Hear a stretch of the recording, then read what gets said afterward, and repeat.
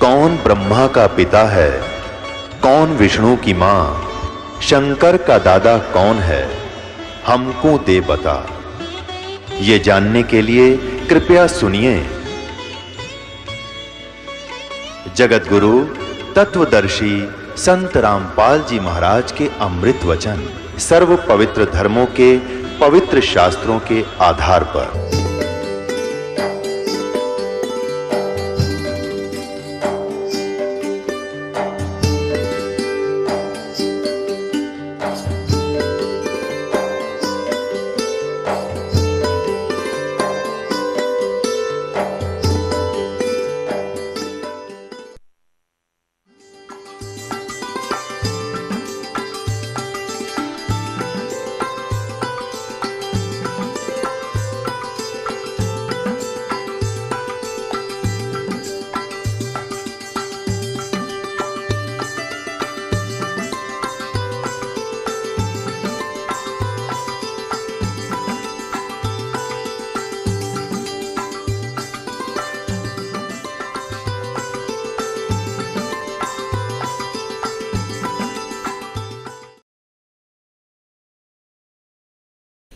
अब प्रसंग चल रहा है कि भजन करो उस रबदा जो दाता है कुल सबका।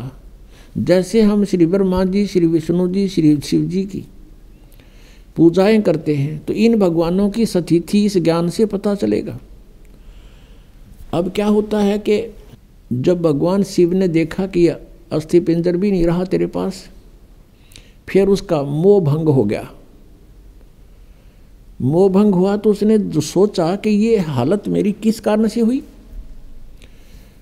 उसने अपनी सूझबूझ से ये ढूंढा, इसका कारण खोजा कि भी मैंने विवाह करवाया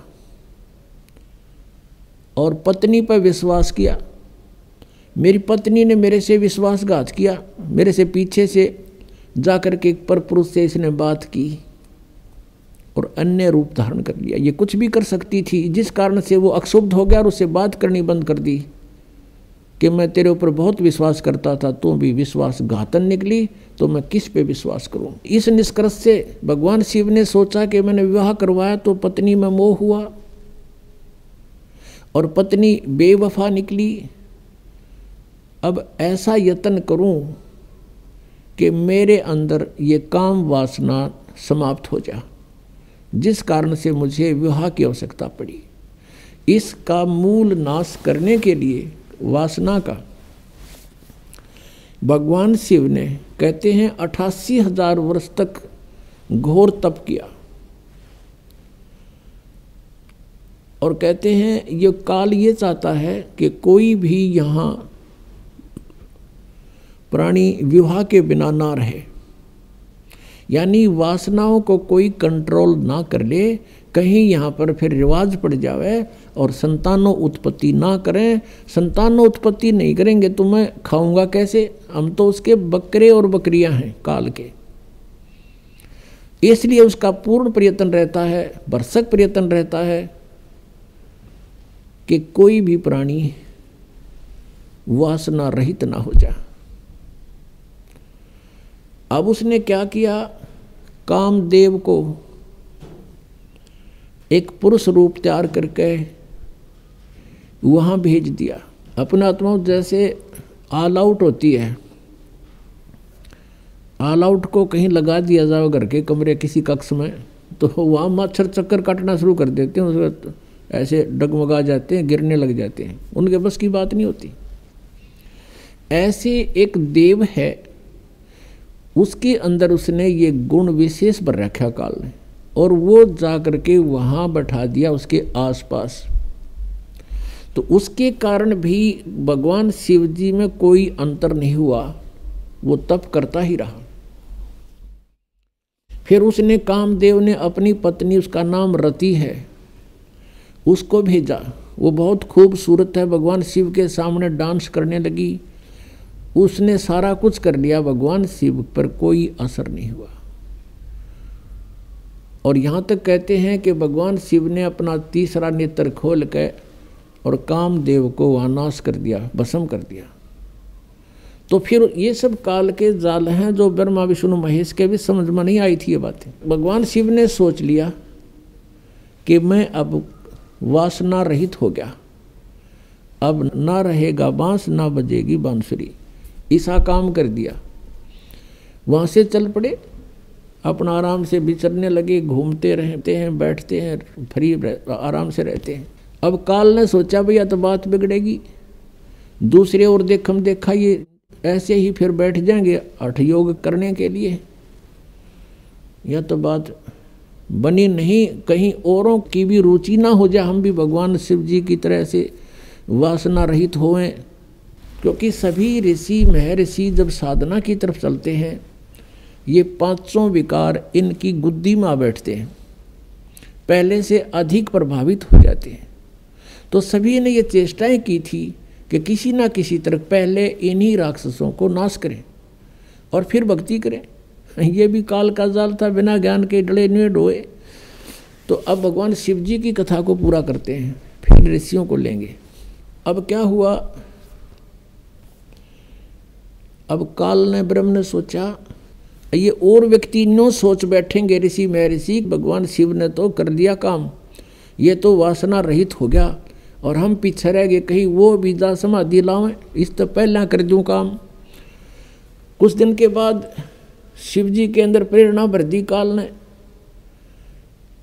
कि सुना है हमने कि जब सागर मंथन किया था उस समय विष निकला था, उस विष को मैंने पान कर लिया था, पी लिया था, जिस कारण से मैं अचेत हो गया था। और जो बताते हैं उसमें से अमृत निकला था या शराब निकली थी, दारू मदिरा, 2 कलश निकले थे। राक्षसों ने अमृत का कलश उठा लिया था और राक्षस यदि अमृत पी जाते तो अमर हो जाते। इसलिए भगवान विष्णु ने एक मोहिनी रूप बनाकर एक स्त्री का और राक्षसों में जाके डांस किया था। कहते हैं बहुत सुंदर थी वो मोहिनी रूप में, भगवान बड़े सुंदर लग रहे थे और राक्षस मोहित हो गए थे। राक्षसों से वो अमृत का कलश सिर पे रख के डांस करती करती उनको मदहोश कर दिया था। वो कलश दूसरी तरफ पकड़ा दिया था और मदिरा का कलश सिर पे रख के वापस उनको दे दिया था। तो उस समय भगवान विष्णु कहते हैं मोहिनी रूप में बड़े खूबसूरत लग रहे थे।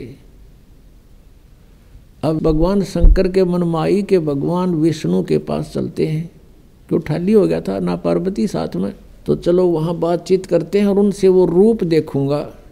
अब मैं होश हवास में हूँ भाई, उस रूप को पूछूंगा कैसा रूप था, एक बार बना के दिखाओ।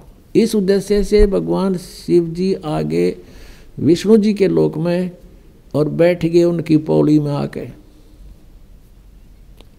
उनके गेस्ट रूम में बैठ गए। विष्णु जी पता लगा अंदर से आए, कुशल मंगल हुई। कुछ देर के बाद भगवान शिव ने अपना उद्देश्य जाहिर किया, प्रकट किया कि मैं इस उद्देश्य से आया हूँ। मैंने सुना है कि आपने सागर मंथन के समय एक बहुत सुंदर मोहिनी रूप बनाया था। भगवान मैं देख नहीं सका था, आज कृपा मुझे वो रूप बनाकर दिखा दो। भगवान विष्णु हंसने लगे कि हे भोलेनाथ, वो तो कोई सर्कमस्टांस थे और जब वो बनाना पड़ गया, ये बताओ नहीं रूप बनाऊँ, कोई बात हुई या मुझे शर्म लगेगी। अब भगवान शिव जी कहने लगे कि जब तक आप मुझे वो रूप बनाकर नहीं दिखाओगे तब तक मैं यहाँ से नहीं जाता। मैं तो ये बैठ गया और बैठ गया उनके द्वार का आगे पार्क में, बगीची में हठ योग करके। भगवान विष्णु ने सोचा कि 88,000 वर्ष तक ये उड़ा बैठ के आ गए, अरे भी इसने आड़े चमटा गाड़ दिया, ये उठे नहीं। इससे पीछा छुटवाने के लिए भगवान विष्णु ने कहा, वहाँ तो उनसे कहा कि नहीं ऐसा नहीं हुआ करता, ये मुझे शर्म आती है, मैं नहीं ऐसा कर सकता। यूँ कह के अपने घर में अंदर चले गए महल में। वहाँ से अंतर ध्यान हो गए और उसी बाग में, सामने भगवान विष्णु का बाग था उस रेस्टोरेंट का, उसमें कुछ दूरी पर एक सुंदर लड़की का रूप धारण कर लिया। और भगवान शिव जी की दृष्टि जब पड़ी, भगवान शिव जी उठ कर चाल पड़े हैं और वो मोहनी रूप आगे आगे चलने लगा, वो पीछे पीछे। भगवान ने भी स्पीड पकड़ दी, अच्छी दूर तेजी से चलने लगा। और वो कभी वृक्षों से इधर हो जावे, कभी इधर से, और जाके भगवान शिव ने उसका हाथ पकड़ लिया। पहले भगवान शंकर पूछ रहे थे विष्णु जी से कि ईसा मोहनी रूप के हो गया, सारे बावले बना दिए हुए राक्षस, उन सेना रहे आग भी, तो उसने कलश भी बदल दिया, ऐसे कभी हो सकता है? न्यू कह रहे थे। तो जब उसने देखा भगवान शिव जी न सीधे चल पड़े, लड़की तो ऐसे ऐसे चल रही है छड़ों से कांटों से बच के, और भगवान शिव जी सीधा कांटिया में गौ लिया बाईपास, और जाकर उस लड़की का हाथ पकड़ लिया। जो ही उसने हाथ छुआ उसी समय भगवान विष्णु जी अपने रूप में खड़े हो गए और हंसने लग गए। अग भोलेनाथ उनको न्यू मूर्ख बना दिया, जैसे इतने काटे भी ना दिखे, माँ छड़िया में कहा गया सीधा। और उधर से वह वासना कित गई, 83,000 वर्ष डरे ढोकाया तू, कहाँ गई वो साधना तेरी? इसके विषय में परमेश्वर कबीर जी कहते हैं,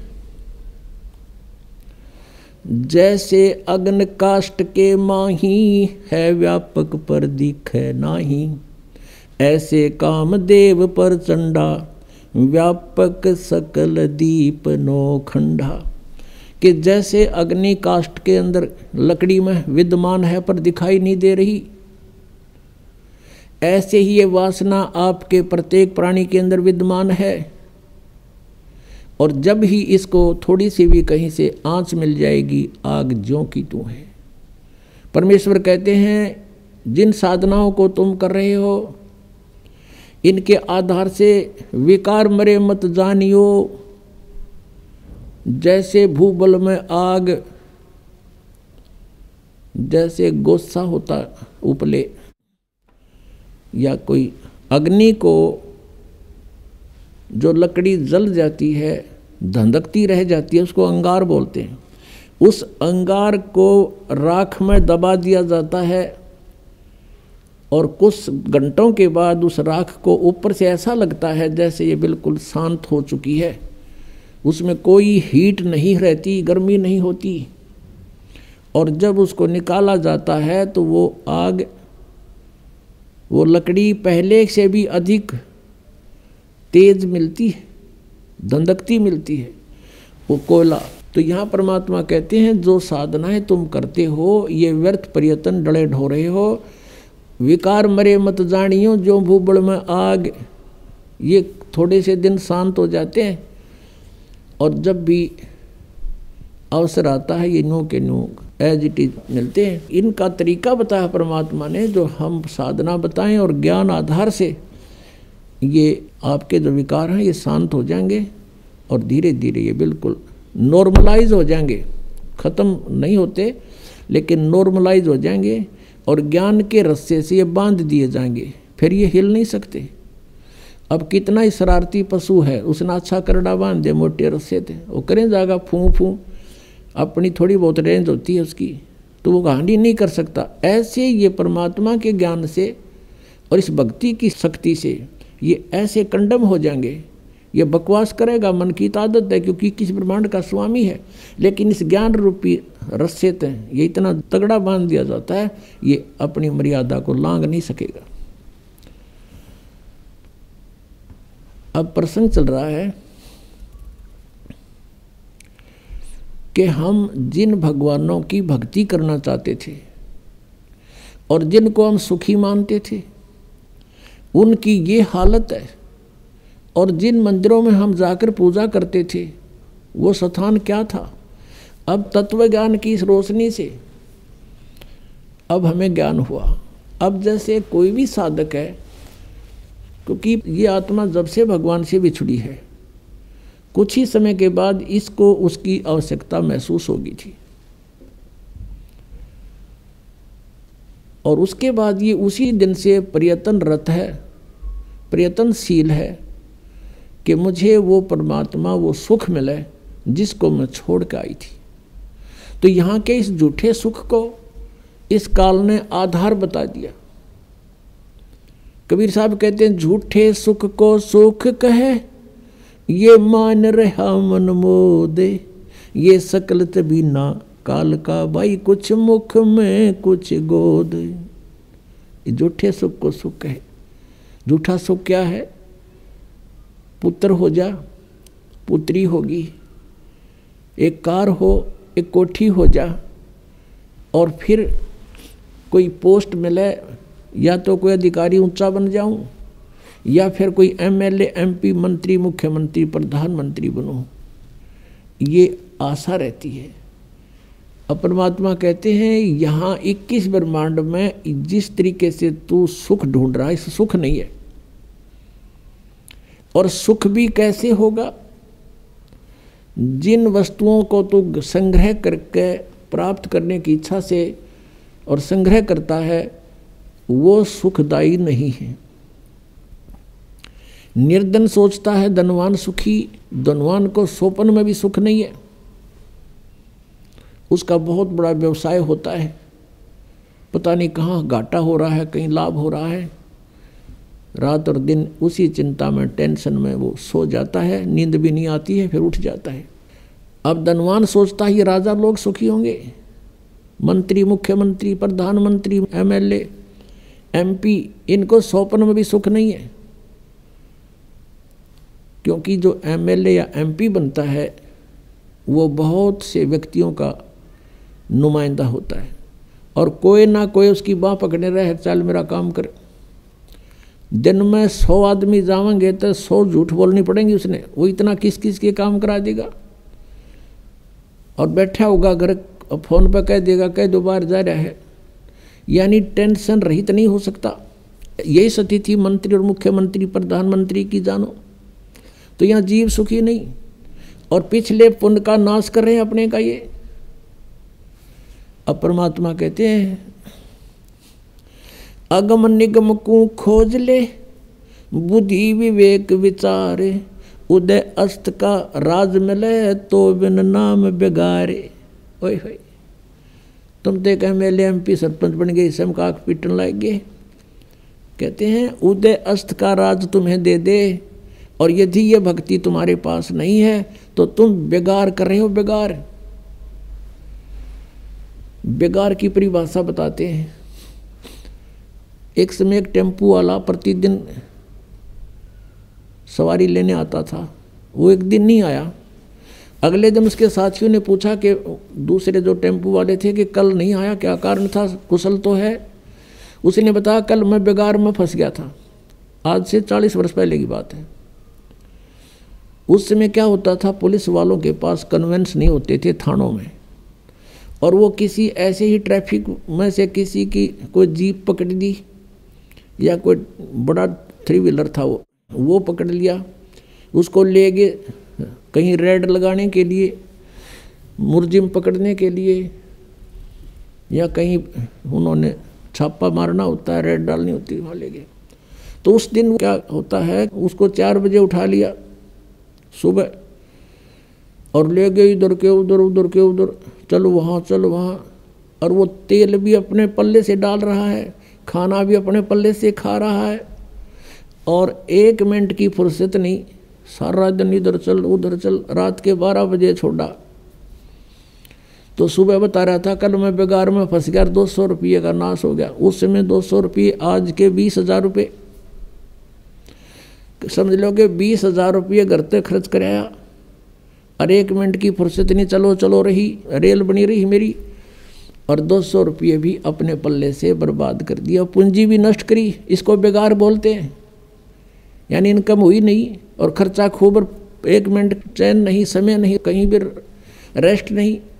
तो ऐसे ये उदय अस्त का राज भी किसी को मिल जाए पूरी पृथ्वी का, वो राजा भी ऐसे बेगार कर रहा है, क्योंकि वो अपनी पिछली पूंजी को बर्बाद कर रहा है, और चैन 1 मिनट की नहीं उसने।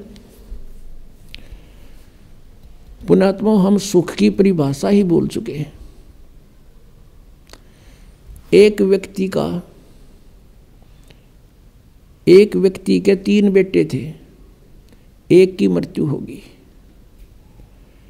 अब वो रोए बेचारा, उसको सांत्वना देने के लिए आए। उनमें से एक व्यक्ति ऐसा भी था जिसका एक का पुत्र था और उसकी मृत्यु भी 3 वर्ष पहले 4 वर्ष पहले हो चुकी थी। तो उन्होंने बताया, वो सांत्वना व्यक्त करने वालों ने, कि भाई अब कुछ नहीं बनने वाला, संतोष करो, देखो इसका इकलौता पुत्र था, वो भी मृत्यु को प्राप्त हो गया, इसने भी संतुष्टि कर ली, सब्र करो। उस व्यक्ति को जिसके 3 पुत्रों में से एक की मृत्यु हुई थी, राहत की सांस ली, रोना भी बंद कर दिया और फिर क्या सोचता है कि हे भगवान, इससे तो मैं ही अच्छा हूँ, इससे तो मैं ही सुखी हूँ, मेरा तो 2 और बच गए हैं, इसका तो एक ही था और वही मृत्यु को प्राप्त हो। बताओ, इससे उसने क्या मिल गया? क्या वो लड़का जीवित हो गया? तो ऐसे हमने अपना इस सुख की परिभाषा बदलनी पड़ रही है मजबूरी में। एक व्यक्ति कह रहा था कि मेरी पुत्री का जन्म हुआ, जन्म होते ही उसके गुदा नहीं थी, बड़ा चिंतित हुआ, खाना पीना छूट गया, इतनी टेंशन पूछो मत। हम ले गए मेडिकल में, सरकारी हॉस्पिटल पीजीआई में, उन्होंने एडमिट कर ली लड़की, वहाँ देखा 4 केस और थे ऐसे ही, फिर मुझे संतुष्टि होगी, ओहो चलो ये और भी है ऐसे ही। बताओ उसकी लड़की का कौन सी गुदा लाएगी उनको देखने थे। तो ये हमने न्यू देख लिया, और दुखी है तो हमने कोई चिंता नहीं, हम भी दुखी हैं, तो वो दुख को सुख मान लिया। तो परमात्मा कहते हैं झूठे सुख को सुख है ये मान रहा मनमोद, और ये सकल चबीना काल का, और कुछ मुख में कुछ गोद। अब परमात्मा कहते हैं जहां तुम जिस लोक में और जिन स्वर्गों में तुम सुख खोजने चले हो वहां सुख नहीं है। परमात्मा कहते हैं आगे गए ना बावड़े, रहते भी सब जान, बिन साहेब की बंदगी कहीं ठोर ठिकाना ना। कि जो पहले चले गए तुम्हारे यहाँ से, उन्होंने तो आके तुम्हें कुछ बताया ना, हमारी के बिरान मैटी हुई, और बाकी बच रही है भी ऐसे ही चले जाएंगे। बिन साहेब की बंदगी भक्ति की तो ठोर ठिकाना ना। क्या बताते परमात्मा? जैसे मोती ओस का ऐसी तेरी आवे, गरीब दास करो बंदगी भाई बहोर ना ऐसा दाव। अब जैसे आप जी का मनुष्य जीवन है, मनुष्य जीवन में किसी ने पुण्य भक्ति की, पुण्य के साथ यहाँ पाप भी साथ डिपॉजिट होते हैं, पुण्य कम बनते हैं पाप ज़्यादा बनते हैं। ये ऐसे अक्षेत्र में आप रह रहे हो। जैसे आप जी यहाँ ऐसा स्थान है, जैसे एक कोई फील्ड होता है, खेत है, और उसमें कुछ भी ना जो है ना उसकी गुडाई करो ना उसको संवारो, उसमें अपने आप घास फूस अड़ंगा कुबाड़ इतना उग जाएगा दिखे नहीं धरती, और उसमें हमने खाने योग्य अपना अन्न प्राप्त करने के लिए, कनक बीजने के लिए उसमें कितनी मेहनत करनी पड़ा है। पहले तो अड़ंगा काटना, फिर उसको हल या ट्रैक्टर से गुडाई करनी, जो उसको बाना, और फिर उसमें खर्चा लग गया, मेहनत और परिश्रम लग गया, और फिर उसमें खाद बीज डाला वो भी पैसे से, खाद डाला वो भी बोल, फिर सिंचाई करी उसका भी टैक्स, यानी इतना कुछ खर्चा करके जब वो 2 दाने प्राप्त हुए और वो घास आप पर जाम गया, उसमें डंगा जिसकी कति आवश्यकता नहीं थी। तो ये ऐसा क्षेत्र है जहाँ हम रह रहे हैं।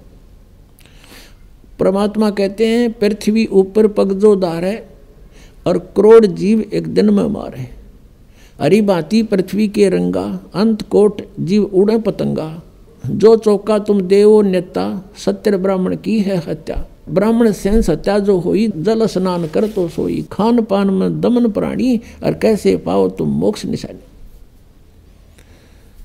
कि एक तरफ तुम पुण्य कर रहे हो, इसके पैरेलल आपके पाप भी हो रहे हैं, और आप जी को दोनों का ही भोग प्राप्त होगा। आपके पुण्य अलग से लिखे जाते हैं और पाप अलग से लिखे जाते हैं। आप पुण्य के आधार से स्वर्ग गए,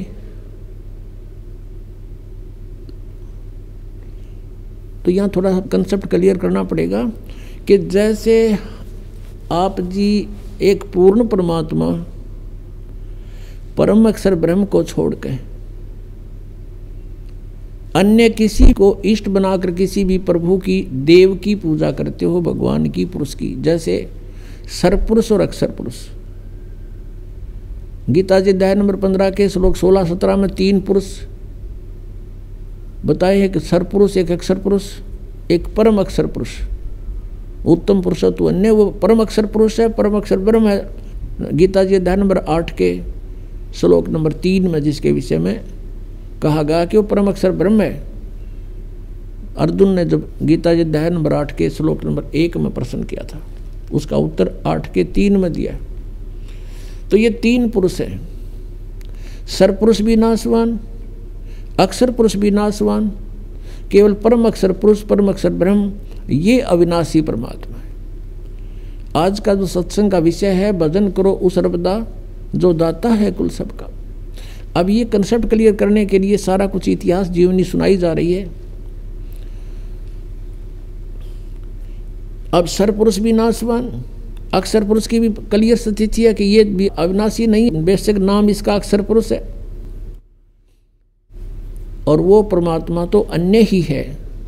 गीता जी अध्याय नंबर 15 के श्लोक 17 में उसकी भक्ति करने से उस परमेश्वर के नाम में इतनी शक्ति है, उस सत्य नाम में, सच्चे नाम में जो 2 अक्षर का होता है, कि हमारे सभी पापों का वो नाश कर देती है। और अन्य भगवान से श्री विष्णु जी, श्री ब्रह्मा जी, श्री शिव जी, और से ब्रह्म, सरपुरुष और अक्षर पुरुष, ब्रह्म और ये परब्रह्म कहते हैं अक्षर पुरुष को, इनकी भक्ति से पाप नाश नहीं हो सकते। वर्क डन सभी को मिलेगा, जो किया है वो फल अवश्य प्राप्त होगा, पाप भी मिलेगा, पुण्य भी मिलेगा। इसलिए उन भगवानों की भक्ति से जीव सुखी नहीं हो सकता, क्योंकि अगर पुण्य के कारण कहीं स्वर्ग में 2 घंटे रुक आए तो बाकी 20 घंटे उन पापों को भोगना पड़ेगा। इतने अत्यधिक पाप बनते हैं। पुण्य तो करने से बनते हैं और पाप अपने आप बनते हैं यहाँ पर। अब प्रसंग क्या है, अब कारण क्या है कि जैसे किसी ने लाइसेंस बनवा रखा है, ड्राइविंग लाइसेंस यानी गाड़ी चालक का लाइसेंस बनवा रखा है, सर्टिफिकेट, तो वो गाड़ी चलाता है, यदि उससे दुर्घटना हो जाती है तो वो 90% बरी है कि भी ये ट्रेंड आदमी है, ये अनजान नहीं था, इत्फाक से दुर्घटना होगी, किसी दूसरे की भी गलती से हो सकती है, तो इसलिए इसको निर्दोष साबित कर दिया जाता है। और जिसके पास लाइसेंस है, नहीं गाड़ी चला रहा है, उससे दुर्घटना हो जाती है तो सीधा अंदर जेल में होता है वो, उसका कोई विकल्प नहीं। उससे कोई मृत्यु हो जा गाड़ी के नीचे, उसका कोई विकल्प नहीं बचाव का। तो ऐसे जो बगैर गुरु के यानी लाइसेंस बनवाए अधिकारी के बिना, अधिकारी होते हैं ये सभी नहीं होते। अब जैसे राजा परीक्षित को सर्प ने डसना था और बताया गया उसको कि किसी को गुरु बना और उससे श्रीमद् भागवत की कथा सुन। अब वहाँ पर उसके लेखक भी बैठे थे, व्यास जी, उसने भी गुरु बनने से इनकार कर दिया और पाठ कथा करने से भी इनकार कर दिया, क्योंकि वो अधिकारी नहीं थे और अधिकारी और 7वें दिन परिणाम आना था उसका, इसलिए सब पीछे को खिसक गए कि नहीं हम गुरु पद योग्य नहीं है। तो कहाँ से? स्वर्ग से। और सुखदेव जी को बुलाया गया, वहाँ राजा परीक्षित ने उनको गुरु बनाया और फिर उन्हें 7 दिन कथा सुनाई। तो अनधिकारी से लिए हुए नाम से भी आपको कोई राहत नहीं मिलेगी, अधिकारी से लिए हुए नाम से भी आपको राहत मिल सकती है कि इच्छा कर मारे नहीं, बिन इच्छा मर जा। लेकिन आपके संचित कर्म बहुत होते हैं। अब इन भगवानों की साधना से चाहे आपने गुरु बनाकर भी कर रखे हैं तो भी आपके पाप डिपॉजिट अलग से होंगे ही होंगे। यहाँ का विधान है जैसे कर्म करेगा वैसे फल मिलेंगे। केवल एक परमात्मा है, परम अक्षर ब्रह्म, उसकी भक्ति करने से और उसके अधिकारी संत से लाइसेंस बनवाने से, यानी उपदेश ग्रहण करने से, दीक्षा लेने से आपके पाप नाश हो सकते हैं, और से नहीं।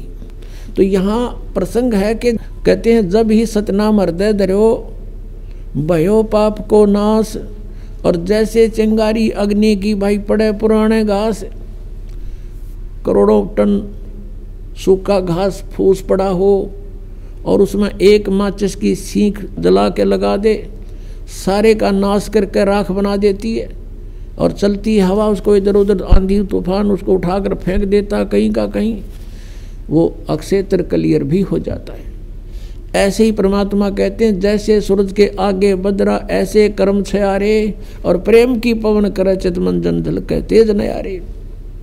प्रेम की पवन चलेगी जब परमात्मा के मंत्र के साथ, वो तो फूंक देगा, और फिर प्रेम की पवन और करे चित मंजन, भगवान में एक प्यार जागृत होगा, आंखों से आंसू चलेंगे, कहते फिर वो हवा फेंक देगी उस सारी राख को भी कहीं की कहीं पटक देगी। अब ये क्लियर हुआ कि जो भगवान परमेश्वर कबीर जी की साधना करते हैं उनके संचित कर्म भी और उनके प्रारब्ध के कर्म भी नाश होते हैं, लेकिन भगवान ब्रह्मा विष्णु शिव और ब्रह्म और सरपुरुष, यानी ब्रह्म और परब्रह्म, अक्षर पुरुष तक, सरपुरुष और अक्षर पुरुष, इनकी भक्ति से ना तो प्रारब्ध में कोई परिवर्तन हो सकता और न ही आपके संचित कर्म का नाश हो सकता। क्रियमान कर्म ज्ञान से कुछ बचाव हो जाता है, संतों का संग करने से, ज्ञान के समझने से कुछ पापों से, क्रियामान पापों से बच सकते हैं, जो कर रहे हैं उनसे कुछ फर्क पड़ जाता है, लेकिन प्रारब्ध में कोई परिवर्तन नहीं होता। जैसे भगवान श्री विष्णु जी को श्राप दिया था नारद जी ने भगवान से विष्णु रूप मांगा था, हरि रूप विवाह कराने के लिए, और विष्णु जी ने उनको, यानी भगवान ने उनके बंदर का मुंह लगा दिया। जब नारद जी को पता चला कि तेरे साथ शरारत कर दी विष्णु जी ने, उसको श्राप दे दिया कि आज तूने मेरे को बंदर का मुंह लगाया है। एक औरत के लिए आज मैं व्याकुल था, एक पूरा जीवन तू अपनी पत्नी के वियोग में बितावेगा। उसका श्राप का फल भी भगवान विष्णु ने श्री रामचंद्र रूप में भोगना पड़ा। और जो मुंह तूने मेरे लगाया है, इस मुंह के जैसे व्यक्ति यानी जीव तेरी मदद करेंगे। बंदरों ने उनकी मदद की। और फिर श्री रामचंद्र जी रूप में यानी विष्णु जी ने जन्म लिया। वो सारा आपने सुन लिया कि उन्होंने किस किस प्रकार वो अपना जीवन व्यतीत किया। और जैसे ये भी आपने सुन लिया कि उन्होंने बाली को मारा था, वो उनके प्रारब्ध में लिख दिया गया, तो उसका बदला भी उन्होंने भोग कर ही पूरा करना पड़ा। वो उसको नाश नहीं कर सके, अपने प्रारब्ध के पाप कर्म को भी नाश नहीं कर सके, वो भी भोगना पड़ा। अब प्रसंग चल रहा है कि हम तुम कौन राम का जपते जापम, और तात कटे ना ये तीनों तापम। अब हमारे पापों का नाश, जैसे हम प्रतिदिन गीता जी अध्याय नंबर 18 के श्लोक 25 से लेकर और 31 तक ये वर्णन किया है कि अर्जुन, जैसे सभी कर्म भले ही उनमें पाप भी हो रहे हैं, वो त्यागे नहीं जा सकते। किस प्रकार कौन से कर्म, जैसे खाना बनाते हैं उसमें भी जीव हिंसा होती है, पोछा लगाते हैं, लीपते थे पहले मड प्लास्टर थे गाय के गोबर और मिट्टी से, उसमें भी जीव मरते हैं। खेती करते हैं किसान, उसमें भी खेती में भी जीव मरते हैं। तो ये कर्म, जैसे व्यापारी व्यापार करता है उसमें भी जीव मरते हैं, कणक तोलते हैं और सौदा करने के लिए इधर उधर जाते हैं गाड़ियों में या वैसे पैदल। तो ये कर्म त्यागे नहीं जा सकते, ये कर्म होंगे ही होंगे। अब कहने का भाव है, अब ये कर्म तो त्यागे नहीं जाएंगे, और ये होंगे ही होंगे, और इनका भी पाप भी लगेगा। लेकिन जब हम पूर्ण परमात्मा से वो लाइसेंस बनवा लेंगे, यानी पूर्ण परमात्मा की शरण में, और उसके प्रतिनिधि से ड्राइविंग लाइसेंस अर्थात दीक्षा प्राप्त कर लेंगे, उसके बाद इन कर्मों का फल आपको भोगना नहीं पड़ेगा। उसमें परमात्मा ने बताया है कि इच्छा कर मारे नहीं और बिन इच्छा मर जा, कह कबीर दास का फिर पाप नहीं लगा। हम अपने उद्देश्य को लेकर के सफ़र कर रहे हैं। जैसे किसान खेत में जाता है, फिर हल जोतता है, यदि उसके पास ये नाम नहीं है, ये सच्चा नाम नहीं है, तो उसकी कहते हैं एक हलाई में, एक हलाई ज़्यादा से ज़्यादा 30 फुट चौड़ी और 200 फुट लंबी ला लो, 40 फुट चौड़ा और 200 फुट लंबा, ये एक क्षेत्र, इतने टुकड़े में एक अलाई में हाड़ी को, किसान को इतने पाप हो जाते हैं जैसे 1000 कसाईयों को लगते हैं। अब वो पाप उसके बैंक अकाउंट में लिखे गए, फिर उसको पुण्य भी मिलता है किसान को। जैसे खेती बनी, उसमें से कनक झड़के ज़मीन पर गिरी, उसको जीव जंतु कुछ पक्षी खा रहे हैं, कुछ कीड़े मकोड़े उठा ले गए, बिलों में ले गए ठा के, तो उससे उसका पुण्य भी बना। वो तो पुण्य और पाप दोनों भोगे ही समाप्त होंगे, और फिर परमात्मा के नाम से हमें वो जो पाप हाली को नहीं लगेंगे, क्योंकि उसकी इच्छा वहाँ जीव मारना नहीं है। परमात्मा ने विधान बताया है कि ये अन्न खाओ तुम और ऐसे खेती करो। परमेश्वर ने अपने विधान में कहा था, एक किसान था और बैलगाड़ियों से ट्रांसपोर्ट का काम करता था। वो बहुत बड़ा धर्मात्मा, अच्छी पुण्यात्मा था, और उसके घर पे एक साधु रहता था, भक्त साधु, लाल कपड़े यानी संत वेशभूषा में, और वो किसान उसकी बहुत मदद करता था, बहुत सेवा करता था। अपने घर पर रख लिया उसको, वो कहीं बाहर देखा तो उसको घर ले आए कि महाराज हमारा पुण्य हो जाएगा, आपकी भक्ति बन जाएगी, आपको तो 2 रोटी चाहिए, हमें सेवा संत की मिल जाएगी। साधु सेवक था वो किसान। उसने अपने घर पे एक चौबारा बना रखा था, उस पर छोड़ दिया उस महात्मा को संत जानकर। वो खावा अपना बढ़िया रोटी और दरवाज़ा बंद करके कुंडी ला के नो का मन बोलियो मत शाम तक, और खा के सो जा। अच्छा बढ़िया माल उस किसान का। और एक दिन उसकी मृत्यु होनी थी, वो तो 2, 4, 10 साल में उसकी मृत्यु होगी। वो उस किसान का ही बैल उत्पन्न हो गया, उस बैल बनकर किसान का वो जो खाया था वो तो देना ही था उसने। वो बैल बनकर वहीं आ गया, किसी के जन्म लिया, किसान के गाय के, और बैल के योग हो गया 4-5 साल में। वो किसान ने उसमें गाड़ी में जोत रखा, और वो जा रहा था।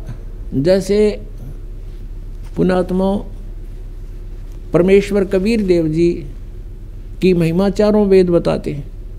वो परमात्मा अपने सतलोक में रहता है, वहाँ से गति करके नीचे पृथ्वी पर आता है, अच्छी आत्माओं को मिलता है, उनको ज्ञान देता है।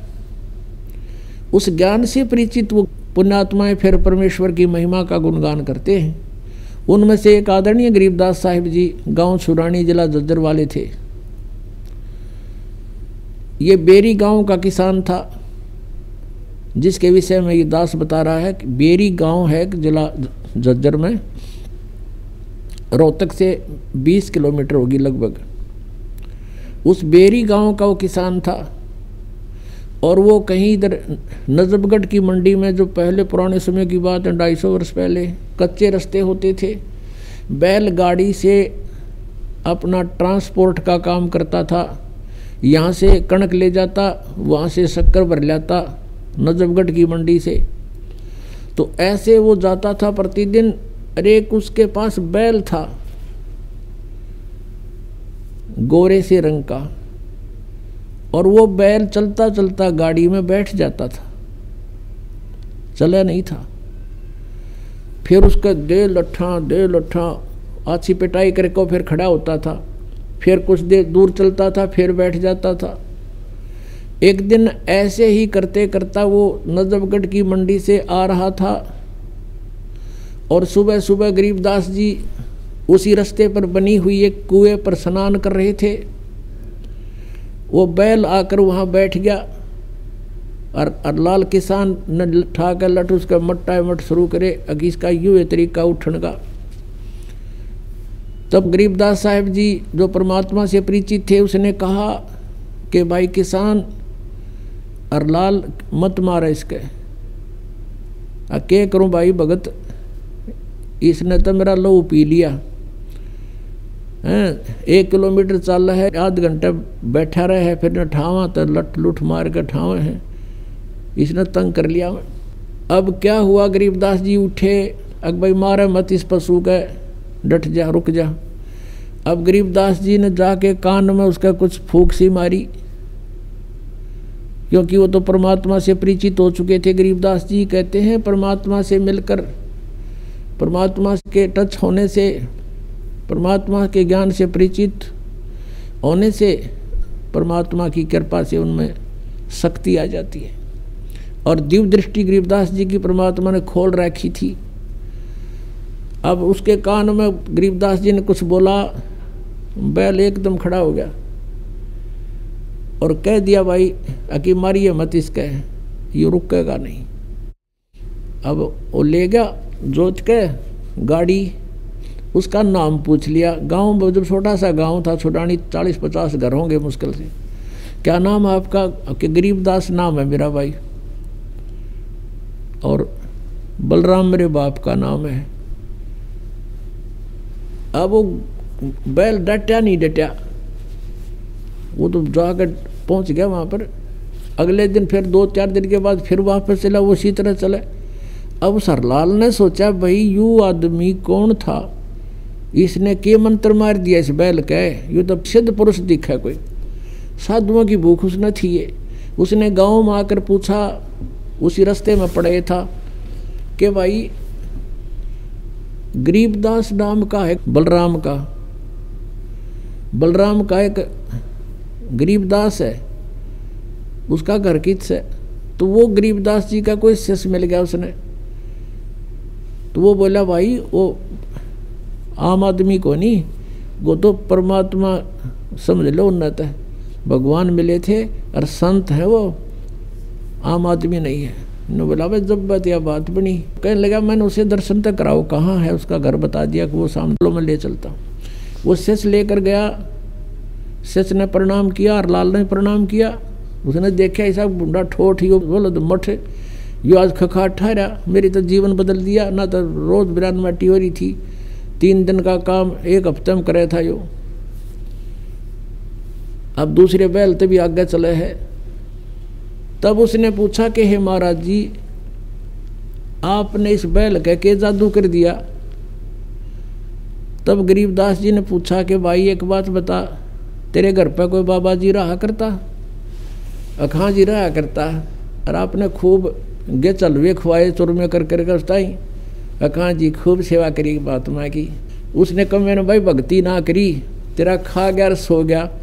अब यू बैल वो बाबा जी है, अब ये तेरे लट खा पूरे करे। आदत इसकी विवाह बिगड़ रही है, खाऊर सो जाऊं, परीब के सोन दे है। तो इसने ये भी इसका लठ मारा है, हर तेरे पूरे कर रहा है। भाई मैंने इसको यही कहा भाई लठ खा के कर ले, अर्चे राजी खुशी कर ले बेटा, ये तो तने पूरे करने पड़ेंगे। खाओ था चूरमेर सो जा था। तब इसका यह बात समझ में आ गई, भाई मेरी आज्ञा का पालन कर दिया, तेरे पूरे करेगा भी वो। अब पुण्यात्माओं कहते हैं सत्संग की आधी घड़ी और परमात्मा कहते तप के वर्ष 1000 तो भी बराबर है नहीं, कहे कबीर विचार। अब देखो करे करावे साइया मन में लहर उठा, दादू सरदर जीव के वो आप बगल हो जा। अब वो परमात्मा का शिष्य था कभी किसी जन्म में। ऐसे जो सर्कमस्टांस होते हैं परमेश्वर करता है, और उसने भक्ति करी को ना, फिर 84 लाख योनियों में जा फंसा। अब वहाँ भी उसको राहत दिला दी। अब हरलाल के मन में ये आई कि भाई महात्मा था अपनी करनी पाओगा, आज के बाद मैं इसने बैल न कभी प्रयोग नहीं करूँ। वापस ले जाके उसके बाद गाड़ी उड़े छोड़ दी, 9 की 9 बैलगाड़ी खाली कर लिया, दूसरा बैल मोल लिया, वो जोत दिया, पाछे बांध के घर ले गया, घर जाके अलग से बांध दिया, चारा चरावे, पानी प्यावे, प्रयोग नहीं किया। अब उसको वहाँ भी राहत दे दी, परमात्मा ने दिवा दी अपने हंस को। कोई था पिछले जन्म का निकम्मा, खाओ था सो जा था। अब उसके बाद हरलाल ने सोची भाई इस महात्मा से तो कुछ ज्ञान सुनना चाहिए। फिर परमात्मा ने ज्ञान सुनाया, कोट जन्म तन भरमत हो गए, कुछ ना हाथ लग्या रे, कुकर सुकर खरबा बोरे, कौआ हंस बगारे। सारी कथा सुनाई। अब एकदम प्रभावित हो गया वो किसान हरलाल, और उनको ये कर्मों से परिचित कराया कि 1 अलाई और 1000 कसाई बराबर पाप लगा है।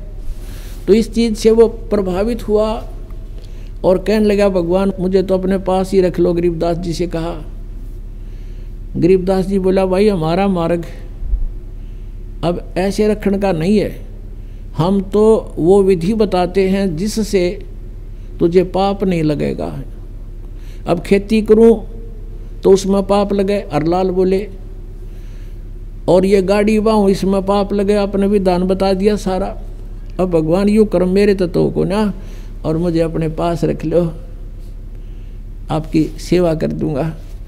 तब गरीबदास ने कहा था कि हमारा यूँ मार्ग यूँ नहीं है भाई, हमारे पास एक ऐसा साबुन है, प्रतिदिन जो मैला कपड़ा होता है उसको डेली धो ले, साफ हो जाता है। ऐसा नाम दूंगा कि इच्छा कर मारे नहीं, बिन इच्छा मर जा, कह कबीरदास का पाप नहीं लगे।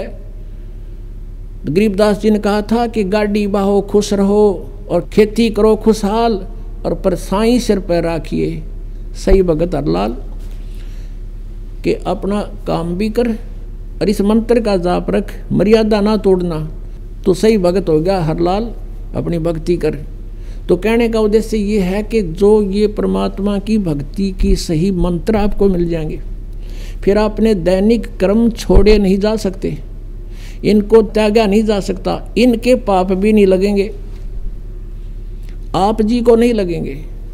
और इस मंत्र के अतिरिक्त चाहे कोई कबीर पंथी भी अन्य कोई कबीर साहिब की शरण ग्रहण करवा रहा है, वो नकली है, उसमें ओट मालिक की उनको नहीं है।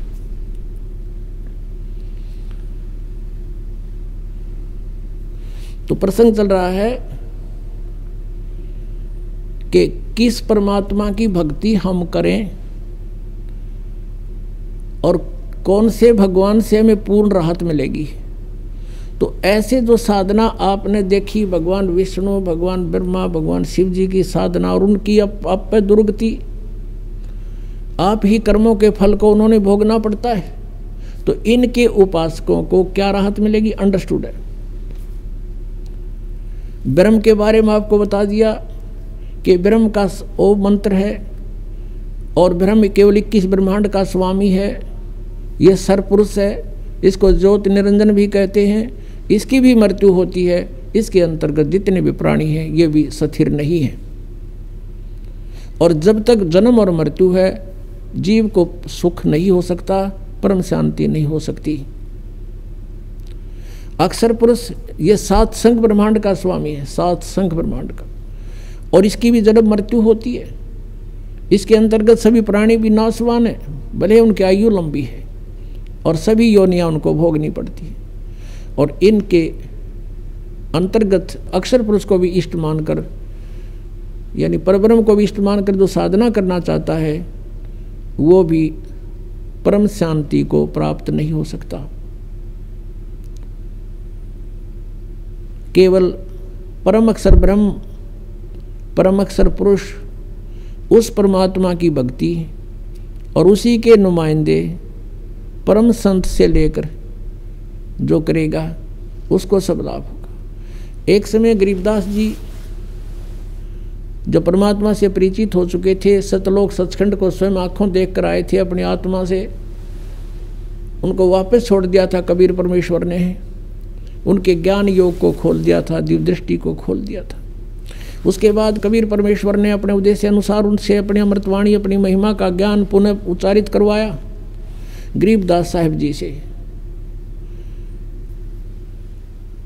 आदरणीय गरीबदास साहिब जी ने वो वचन परमात्मा की आंखों देखी महिमा बोली। और एक गोपाल दास नाम के एक दादूपंथी संत थे, उन्होंने भगत ने वो सब परमात्मा की महिमा की वाणी गरीबदास जी के मुखारविंद से उच्चारित लिपिबद्ध की गई। उस वाणी में इतनी कसक है, जैसे आप जी को हम नित्यनेम के लिए देते हैं, सुबह सुबह की वाणी, शाम की आरती, दोपहर की रामायणी, 3 समय की हम आपको भक्ति बताते हैं। ऐसा ही वेदों में विधान है कि परमात्मा की भक्ति 3 समय की होती है। तो वो साधना करते हुए गरीबदास जी के कुछ शिष्य हो गए थे, वो साधना करते हुए जहाँ भी जाते थे वो अपने नित्य नियम अवश्य करते थे। लुधियाना के पास एक वासियर गांव है, लुधियाना के पास वासियर गांव का एक बहुत बड़ा किसान था, राम राय नाम था उसका। और गांव में एक नाम और रख लिया कर, न्यारा झुमकरा, उसका नाम झुमकरा भी रख रखा था। वास्तविक नाम उसका राम राय था। एक गरीबदास जी का भक्त उस वासियर गांव के बाहर गर्मियों के समय था, सुबह सुबह स्नान करके एक तालाब में, और उसी तालाब के ऊपर बराबर में बैठकर एक पटड़ी सी पे बिछा कर वहाँ अपनी चादर बैठ कर भगवान के नित्यनेम कर रहा था, सुबह की वाणी बोल रहा था। और ये राम राय जी सुबह सुबह फ्रेश होने के लिए गए थे। उसने देखा कि एक बहुत ही अच्छे सुरीली आवाज़ से भगवान की वाणी कोई भगत उच्चारण कर रहा है। और ये पंजाब के लोग वाणी के बड़े कायल होते हैं, इसके ऊपर बड़े आसक्त हो जाते हैं, इनको इनकी वैल्यू का पता है। तो राम राय जी जाकर बैठ गए उस भगत के पास में, सारी वाणी सुन ली। जब उसने अपना पूरा कर्म कर लिया तब राम रमी हुई, कुशल मंगल पूछा, कौन कहाँ से आया तू? उस भक्त ने बताया कि मैं ऐसे ऐसे उस गांव का हूँ और किसी कामवश जा रहा था। पहले पैदल चलते थे और यहाँ बैठ के मैं अपनी भक्ति कर रहा था।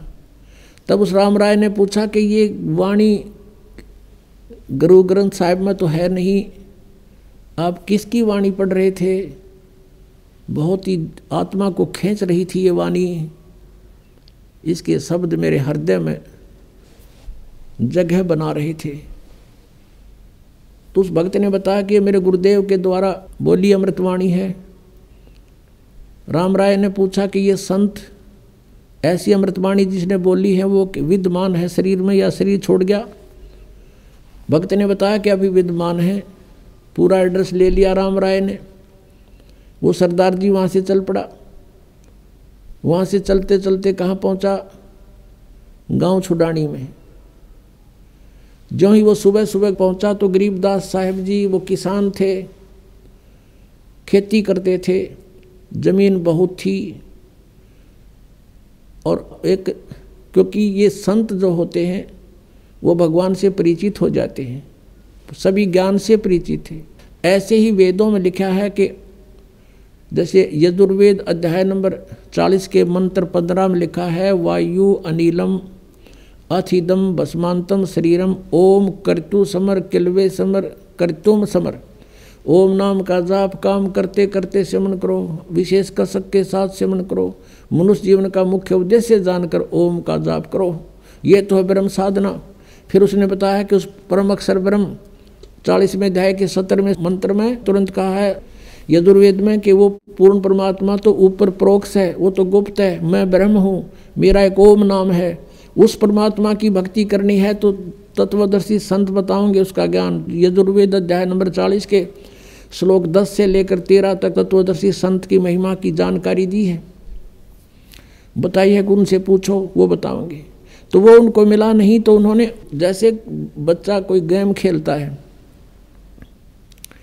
तो उसका जिला स्तर पर खेलता है तो भी वही नियम होते हैं, और उसको स्टेट लेवल पर खेलता है प्रांत स्तर पर तो भी उसके वही नियम हैं, और जो राष्ट्र स्तर पर खेलेगा नेशनल लेवल पर तो भी उसके वही नियम होते हैं। तो जितने भी साधना हैं साधक ये यही नियम थे कि जैसे सूक्ष्म वेद में परमेश्वर ने आके बताया कि नाम उठत नाम बैठत नाम सोवत जागवे, नाम खाते नाम पीते नाम से ती लागवे। यानी कर्म योगी बने रहना और भक्ति करो, चलते फिरते उठते बैठते, कोई विशेष स्थान पर बैठने की विशेष आवश्यकता नहीं।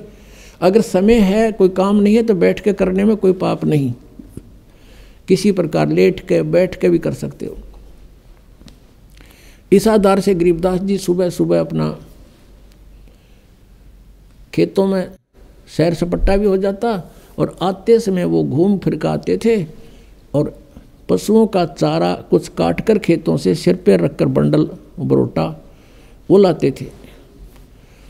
तो अब राम राय ने जाके पूछा, भाई गरीबदास महाराज का घर कहाँ है?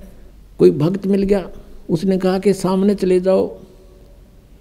कोई शरीफ साहब भी मिल गया, वो कहने लगा सामने जाओ और वो उनका मकान है। वहाँ गए तो वहाँ 5-4 भक्त बैठे थे, इंतज़ार कर रहे थे गरीबदास जी की, प्रतिदिन मिलने आते थे।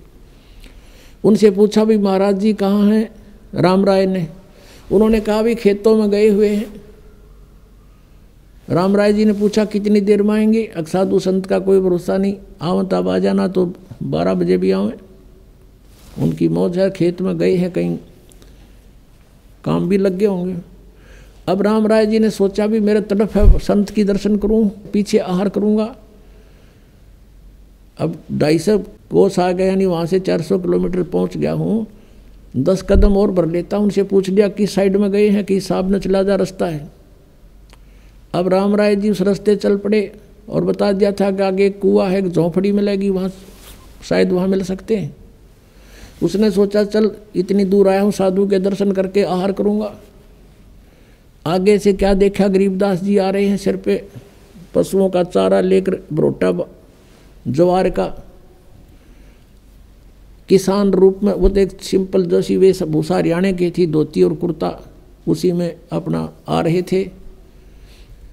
और राम राय जी का दृष्टिकोण था कि साधु संत पावेगा, या तो गल में माला होगी, बड़ी बड़ी जटा होगी, दाढ़ी बढ़ी होगी, राख रमा रखी होगी, शरीर के ऊपर हाथ में चमटा होगा, या कति लाल कपड़े होंगे, मुंड मुंडा रखा होगा, तिलक ला रखे होंगे। इस इमेजन से उसने अपने हिसाब से ऐसा इमेजन बना रखा था कि साधु ही साफ पाओगा। उधर से अंतर्यामी थे गरीबदास जी, वो जान गए भगत आवे है। भगत ने पूछा राम राय ने उससे, गरीबदास जी से, कि भाई किसान, मैंने महात्मा गरीबदास जी से मिलना है। वो कहाँ से मिलेंगे? आपने देखा इधर, बताया कि इधर आए हुए हैं। गरीबदास जी कहने लगे कि आजा भाई मेरे साथ, मैं मिलाऊंगा गरीबदास जी ते, आजा मेरे साथ। अगर नहीं इधर बता रहे हैं कि, कहने लगे मेरे साथ आजा, मैं मिलाऊंगा तेरे को। अब गरीबदास जी को पता था, यदि मैंने अब इसको ये कह दिया कि मैं गरीबदास हूँ, तो यो मेरी बात भी नहीं सुनेगा, क्योंकि इसने तो महात्मा का जो वो बना रखा ना वेशभूषा, किसी होगी ऐसा होगा, इसने तो वो सोच रखा महाराज।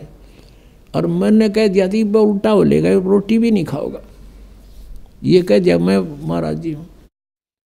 वापस आ गए, वहाँ भगत बैठे थे। गरीबदास जी तो आते देखा, सब खड़े हो गए। किसी ने उनका चारा लिया, सिर से उतारा, दंडोत प्रणाम करी, और भक्तों ने पूरा सत्कार दिया अपने गुरुदेव को। अब वो राम राय खड़ा खड़ा देख रहा है, भाई यू कौन है, क्या बात है ये, इसको आदमी दंडोत प्रणाम कर रहे, ये तो सिंपल सा आदमी है मेरे जैसा। और गरीबदास जी के 1400 एकड़ जमीन थी उस समय, 1400 किले। उधर से राम राय भी एक अच्छा जमींदार था, 500-600 एकड़ जमीन उसके भी थी, किसान था वो भी, सरदार जी। अब उसने सोचा यूँ किसान बताओ, अच्छी ज़मीन है इसके, अभी सुना मैंने, और बैल बाल बांध रखे। इन्हें सोचा यूँ मेरे कैसा किसान है, इसके ये मजदूर होंगे जो इसको प्रणाम करें। अब उसने पूछा रहे ये कौन है भाई? उन्होंने बताया गरीबदास जी के शिष्यों ने कि महाराज हैं गरीबदास जी, ये बड़े महापुरुष हैं पहुँचे हुए। अब राम राय बैठ गया जमीन के ऊपर, कलेजा पकड़ के, अगी इतनी दूर आया और खोदा पाड़ और पाई चुया, यूँ महाराज जी पाया, देख मेरे कैसा किसान रहता रहा जो भैया। अब वो अंतर्यामी थे गरीबदास जी, उसकी सारी देख रहे थे। यो भगत तो फ्यूज हो गया